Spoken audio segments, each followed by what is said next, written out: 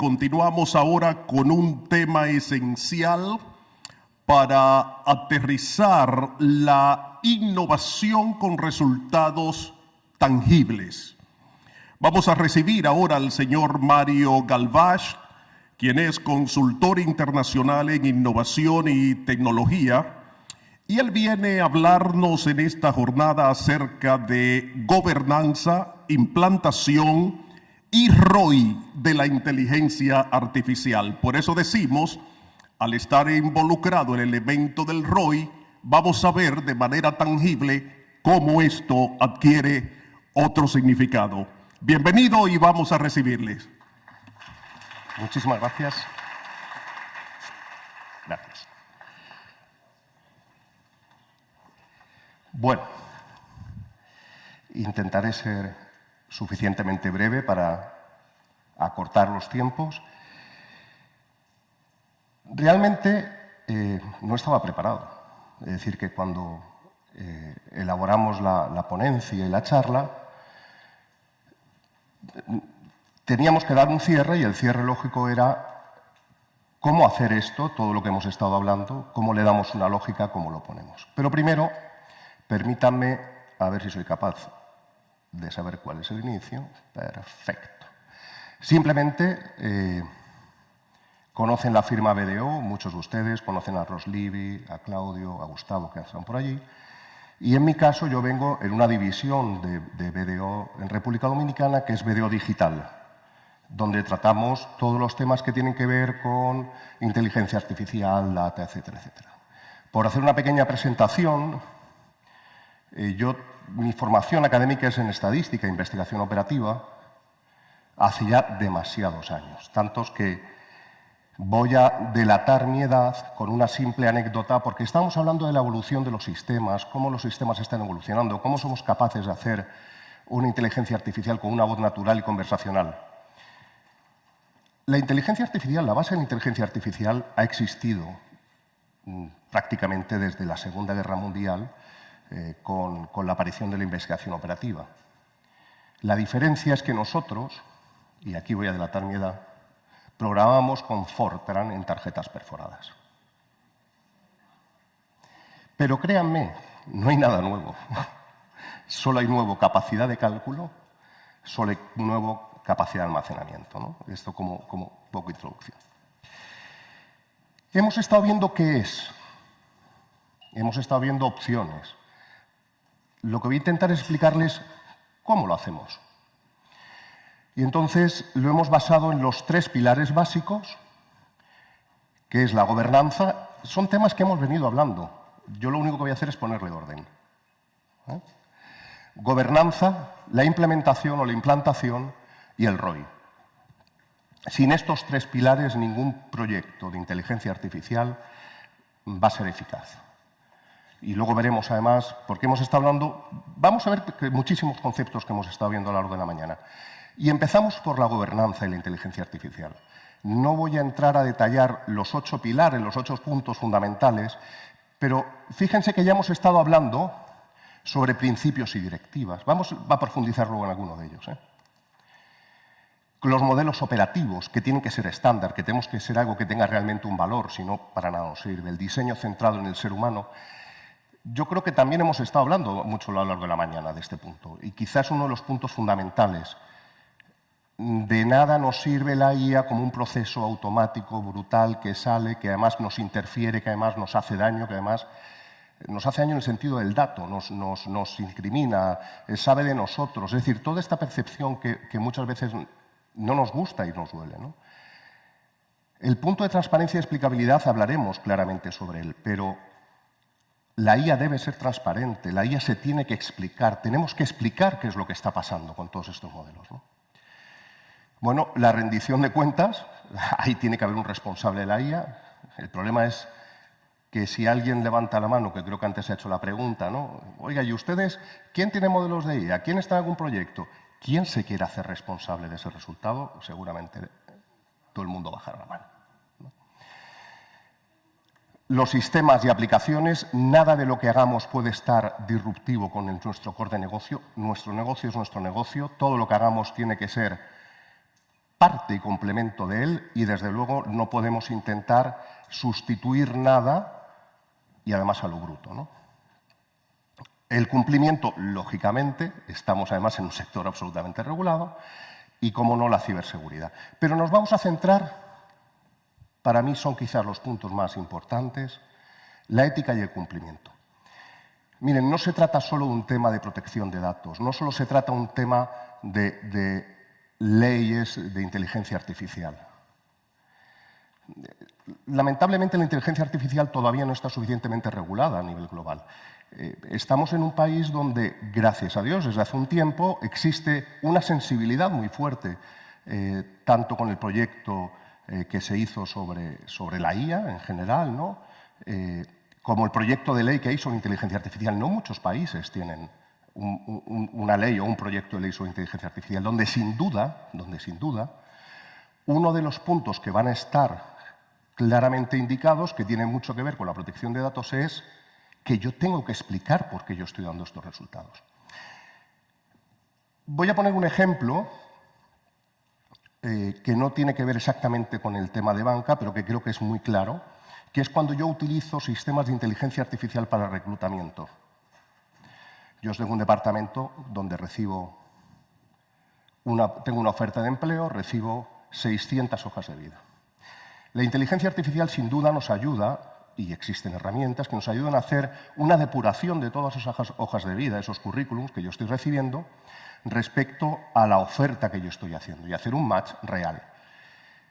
Pero yo debo ser capaz de explicarle al candidato por qué la puntuación que le estoy dando es un 8,4 y no un 9,6. Y se lo tengo que explicar.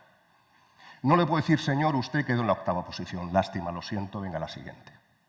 Entonces, este concepto del diseño y la ética tiene que ser per se, y si lo hacemos y lo conseguimos, y cuando desde nuestros equipos de gobernanza estamos pensando en un proyecto basándonos desde el momento cero en la ética y el diseño desde la ética, estamos ganando un paso. Y estamos ganando un paso porque cuando lleguen las leyes, que llegarán, no nos tendremos que adaptar. Un ejemplo concreto, un modelo de scoring crediticio que simplemente dice, lo siento, señor, usted no aplica. Y además, inadvertidamente, está discriminando por género, por código postal, por dirección, por población, y está haciendo una discriminación que viene por los sesgos, que luego veremos también, de la importancia que tenemos con el dato. ¿Quién es el responsable? ¿Quién es el dueño que estábamos hablando del riesgo de modelo? La inteligencia artificial, señores, ¿de quién depende? ¿Del Departamento de Tecnología? ¿Del área de negocio? ¿Quién es el dueño? De ahí la importancia de la creación de equipos de gobernanza sobre la inteligencia artificial desde el momento cero. Esta mañana nos decían a primera hora, señores, proyectos que no salgan de arriba hacia abajo son proyectos que no existen. Porque uno desde abajo puede empujar todo lo que quiera, negocio puede decir, a mí me interesa mucho esto, pero tecnología entonces lo para. Porque, vuelvo a repetir, ¿quién asume el riesgo del proyecto?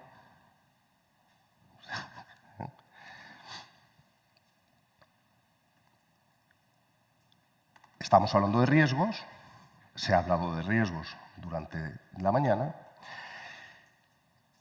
y vamos a intentar ver algunos riesgos puntuales que tenemos que gestionar, ¿no? El primero es la evaluación de los sesgos, que es lo que estábamos hablando antes, de hacer una discriminación brutal. Los sesgos muchas veces vienen porque el dato que tenemos, no nos olvidemos que estamos trabajando con datos, pueden ser estructurados, pueden ser no estructurados, pero al final son datos. Quizá el modelo con el que hemos entrenado es un modelo obsoleto. Quizá hay una deriva de datos que no hemos tenido en cuenta. Por ejemplo, un ejemplo muy interesante de esto es los antivirus, los anti-spam. Antiguamente en spam había unas palabras clave, ¿no?, que eran Nigeria, herencia, lotería, premio.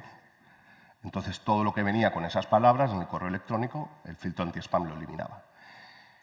Hoy ese filtro no nos serviría de nada, porque quizá la palabra tendría que ser entrega, paquete pendiente de entregar, factura que le llega. Pues señores, yo, hablando incluso de los temas del spam, aunque está un poquito fuera, una anécdota que es que me ha pasado esta mañana, hemos pasado de hacer el spam y la ciberseguridad, y todo esto también mucho que ver, ¿no?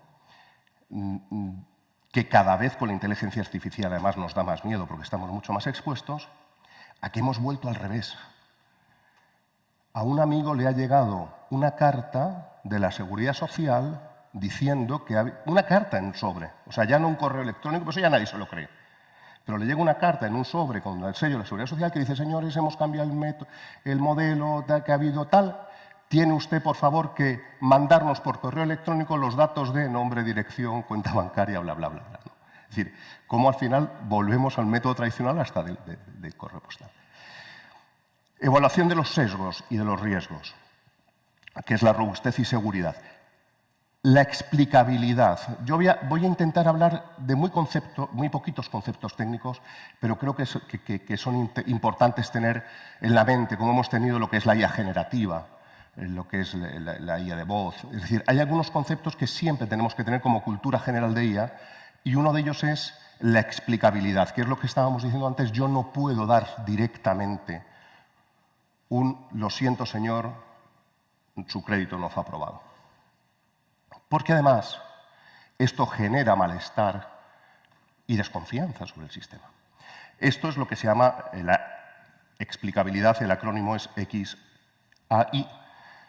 Y mostrar simplemente 3 términos o 4 términos sin más, ¿no? ¿Qué es la definición como tal? El SAP y el LIME son 2 técnicas que se utilizan precisamente para poder dar esta explicabilidad. Uno, aportándole un valor, por ejemplo, si volvemos al caso de los currículums, que yo diga, pues mire, yo al idioma le voy a dar un 5 puntos, le voy a dar 10 puntos a la experiencia, le voy a dar... De tal manera que la puntuación está ponderada y yo ya puedo empezar a medir más o menos de dónde viene y por qué te estoy dando estos datos, ¿no? Y luego el LIME, que lo que intenta es explicar ese modelo de caja negra a una caja transparente. Hemos hablado de las cajas negras, ¿no? La IA explicable, XAI, es justo lo contrario a la caja negra, sería la caja de cristal. Imaginemos un chef maravilloso que nos sirve una comida riquísima, pero no nos da la receta. Él me asegura, yo tengo ciertas alergias, él me asegura que no tiene ningún alergeno, él me asegura que no tiene, pero no me da la receta, yo no lo sé, le tengo que creer. Imaginemos que ese mismo chef hace la misma receta maravillosa, pero me da el detalle de qué es lo que tiene la receta y por qué llega a ese punto que sería la caja transparente. Entonces, tenemos que pasar de la IA del black box a la IA de cristal. Y esto, vuelvo a repetir, no es nuevo. Y vuelvo otra vez a hacer referencia a mi edad. Cuando aquí decían que alguien no había nacido, en los años 90 y tantos, empezaban a trabajar los sistemas de predicción de demanda. Y se utilizaban unos modelos matemáticos bastante burdos, pero muy claros. Eran modelos que lo único que hacían eran repetir patrones. O sea, tomaban un modelo de datos de n trimestres o n meses y lo que hacían era revisaban el histórico, había 20 modelos y replicaban el histórico. ¿Qué hubiese pasado si yo aplico este modelo con mi histórico? Y lo toman todo menos 3 meses anterior. Ah, pues mire, hubiese acertado en un 97%. Paso a la siguiente fórmula. ¿Qué hubiese pasado si aplico esta fórmula? Ese modelo tan burdo y tan sencillo, a la vez, tenía una cualidad, que es que yo podía entender por qué había elegido esa fórmula. Ah, es que he aplicado una fórmula que dice que estoy vendiendo lo mismo que el mismo trimestre del año anterior, pero con un factor de crecimiento que tiene que ver con el crecimiento anual de ventas. Ah, es un producto que tiene alta estacionalidad, me lo creo. Entonces, el vendedor se creía los datos que le estaban dando. porque era un modelo de cristal, no era un black box donde le decía, no, usted mañana va a vender 437 unidades. ¿Por qué? ¿No? Y la importancia, de verdad, del poder explicarla ya. Voy a intentar, después de cada pilar, poner un ejemplo. Y en este caso es un ejemplo del BBVA, Banco Español con presencia en Latinoamérica, que cuando hablábamos otra vez de una negativa de crédito se frustra. ¿Cuál es la diferencia con la IA explicable? Pues mire, su solicitud fue denegada principalmente debido a, 1, su ratio de deuda de ingresos actual es del X%. 2, el historial crediticio es de solo X años o no tiene activos que garanticen nuestra entidad. Es decir, le estoy diciendo el porqué. Esto puede incluso permitir al comercial decirle, oye, ¿y por qué no cambias la hipoteca y la traes con nosotros? Y entonces ya tienes un activo que entonces a lo mejor... Es decir, puede empezar a permitir otro rejuego y la transparencia siempre transmite confianza. Vamos al pilar número 2, que es el pilar de la implementación. Y voy otra vez a hablar de algo que hemos estado hablando esta mañana, pero quizá en un cuadro mucho más claro. Estamos diciendo, ¿qué proyectos puedo atacar? ¿Cuándo puedo atacar? ¿Cómo debo hacerlo? Vamos a poner un cuadro básico de impacto y visibilidad. ¿Qué proyectos causan impacto en mi organización y cuáles tienen alta visibilidad? Los quick wins son los de alto impacto y alta visibilidad. Automatización de procesos, detección de fraude en transacciones. Esos proyectos son los que tienen alta atracción y quizá debamos empezar por ellos. Hay otros proyectos que son quizá mucho más importantes para la organización, que son los proyectos estratégicos, que son de alto impacto, pero tienen muy baja visibilidad, que requieren una inversión a largo plazo. Son 2 proyectos que tenemos que tener en mente. Luego tenemos el cuadrante de los proyectos que el impacto es bajo y la visibilidad es alta. Son atractivos, ¿no? Porque tienen mucha visibilidad, pero no nos generan negocio, ¿no? No mueve la aguja. Y luego tenemos un cuadrante donde evidentemente ni lo voy a tocar, el de bajo impacto y baja visibilidad, ¿para qué lo quiero? ¿Qué es esto? El cementerio de pilotos.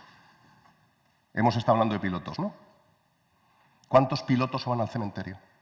¿Cuántos se van a la basura? ¿Motivo? No elegí bien, estabais antes hablando en la mesa, ¿no? ¿Qué debo elegir? ¿Cómo lo debo elegir? Y quizá esto gráficamente sea el que lo esté mostrando. De la ciencia de datos a la ingeniería de producción, y aquí voy a hablar sobre todo de 3 conceptos principales. Otro acrónimo, lo siento, el DevOps típico de tecnología, ¿no? De cuando hago una implantación de un proyecto. Aquí lo pasamos al Machine Learning, ¿no? Al MLOps, que básicamente tenemos que automatizar el ciclo de vida. Y el ciclo de vida de un modelo es entrenar, despliegue, motorización, reentrenamiento y monitorizar de manera continua. El dato siempre es el combustible. Será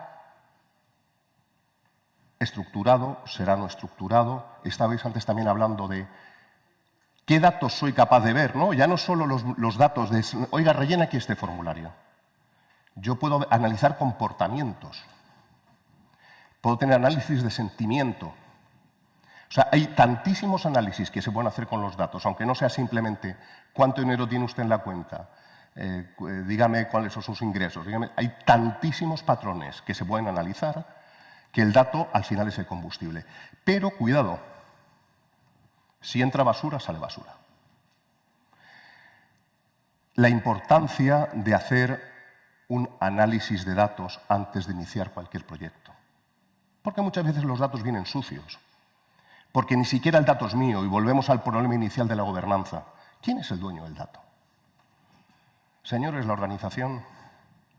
El dueño del dato no es el departamento de recursos humanos, el dueño del dato no es el departamento de crédito, el dueño del dato no, el dueño del dato es la organización. Y entonces, si los equipos de gobernanza están bien hechos, están bien estructurados, podremos hacer que ese dato viaje de manera natural. Nosotros hemos encontrado muchísimos proyectos donde el dato que el analista está utilizando viene contaminado porque no ha ido directamente a la fuente, sino que el dueño del dato se lo extrajo con un criterio determinado, el otro no lo entendió, entonces yo lo añadí y lo sumé. Entonces, Un análisis de estructurado de datos, UNEDA, es fundamental. Y los intérpretes. Tiene que haber alguien que sepa de negocio y que sepa hablar hacia el técnico y alguien que sepa de datos y que tenga que hablar hacia el negocio. Siempre aparecen las posiciones nuevas, ¿no? Y yo creo que en este sector mucho más van a aparecer, que es gente con capacidad financiera, con grandes y profundos conocimientos del mundo de la banca, de las finanzas, pero aquellos que empiecen a tener un gran conocimiento del dato, entendido como manejo de datos, científicos de datos, pues cada vez van a tener más valor porque son capaces de hacer este tema. Volvemos con el pilar al ejemplo del BBVA. El desarrolló Mercury, una librería de código abierto, y ahí está. Vale. Se integró con los sistemas existentes directamente, otro punto importante, utilizando APIs. Hemos estado hablando también de las APIs y de cómo me conecto, etcétera, etcétera, ¿no? El ROI. Desde el momento cero yo tengo que estar pensando en el ROI del proyecto que estoy. Si no, no sirve para nada. Y el ROI se tiene que medir. Si no lo mido, no existe. ¿Cómo lo mido? Antes de empezar. Tengo métricas de eficiencia, me ahorro costes, tengo 3 personas menos haciendo esto, hago más operaciones en el mismo día. Métricas de ingresos, la generación del valor, pero no nos olvidemos de la métrica de experiencia, el valor estratégico que tiene. Al final, tengo que demostrar que la mejora viene del proyecto que he hecho de inteligencia artificial. Hay un método muy sencillo, que es el test de control, el causal. Grupo A, grupo B. En uno aplico, en otro no aplico. La diferencia, señores, solo se puede aplicar a la inteligencia artificial. ¿Cuántos procesos puedo hacer en un mes? ¿Cuántos procesos he hecho? ¿Qué error he obtenido? ¿Qué error no he tenido? ¿Cuántas quejas tengo de cliente? ¿Cuántas quejas tengo de cliente? Medimos los dos y podemos atribuir. Y el rollo holístico, que vale tanto como el dinerito real, que es cuánto me estoy evitando. ¿Qué sanciones estoy evitando? Importante. ¿Qué hizo BBVA con todos estos pilares? Reducción del 15% en reclamaciones, mejora en la confianza, eficiencia operativa y cumplimiento regulatorio. Unos que son monetarios, en porcentaje real, y otros que no se pueden medir en dinero. Al final, la IA no es un proyecto de tecnología. Esto yo creo que es algo que también tenemos que tener en la cabeza. No es un proyecto de tecnología, es una capacidad estratégica que tenemos. Si la basamos en estos 3 pilares, gobernanza, implantación y análisis del retorno de la inversión, será un proyecto con éxito. No nos tenemos que plantear más que cuándo empiece, porque la gente ya está en ello. No es algo que podemos esperar. Un último ejemplo, he puesto un ejemplo de un banco europeo grande, un ejemplo de un banco pequeño, directo de los 3. ¿Vale? ¿Qué problema tenía el Banco Edwards? Incremento del 40% de los fraudes digitales. Limitación de recursos, no es un gran banco, no tengo mucha capacidad, y tengo el cumplimiento normativo, que es uno de las regulaciones, siempre los hándicaps que tenemos, ¿no? Se creó un comité de IA, multidisciplinar, legal, cumplimiento, ciencia de datos, ya se creó el equipo de gobernanza, se utilizó la IA transparente y se hicieron evaluaciones continuas de auditoría, área de gobernanza. Arquitectura híbrida en cuanto a la implantación, combinaciones de modelos de machine learning supervisado y no supervisado, herramientas, en este caso utilizaron Microsoft Azure porque no tenían capacidad de desarrollo y dijeron, no, llevamos a ir lo que hay en el mercado y lo hacemos, y con APIs para integración con sus sistemas core, y automatización de los problemas y las alianzas estratégicas, que siempre son necesarias cuando no tengo experiencia, tengo que buscar a quién me pueda ayudar a hacerlo, ¿no? Los resultados que también se midieron, pues resultados a 12 meses, 40% en pérdidas por fraude, disminución del 30% en falsos positivos, ROI del 180%, es decir, en 8 meses. Métricas claves, pues precisión del modelo 92%, bueno, los datos que aquí aparecen, que tenéis, que además aquí hay una tabla comparativa. Esto es manera de medir realmente el impacto de un modelo de inteligencia artificial basado en los 3 pilares.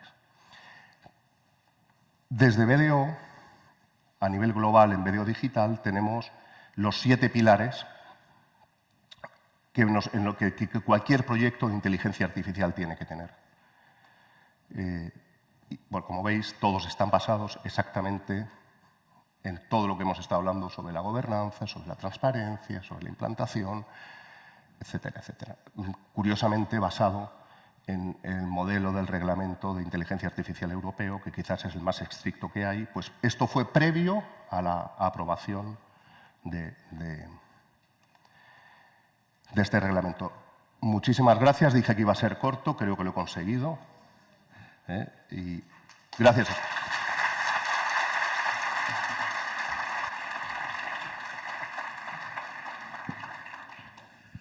Bueno, muchísimas gracias al señor Mario Galbach, consultor internacional en innovación y tecnología.